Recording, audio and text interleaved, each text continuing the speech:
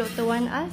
Saya adalah pengedar berdaftar company BE International yang mengadakan produk daripada BE International, original Alora Pens, original Nextbio, original Shiruto, original B-Fil, original Magnific Collagen.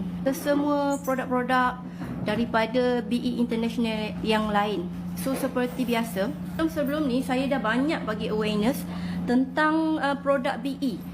Contoh macam Alora Pens yang fake, Alora Pens fake, Alora Pens tiruan, Shiruto fake, Shiruto tiruan, dan sekarang terbaru dah ada Nextbio fake, Nextbio tiruan.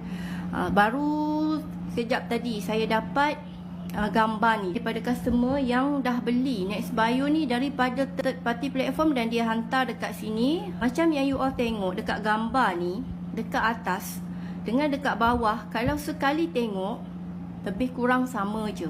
Jangan tertipu dan dapatkan yang ori.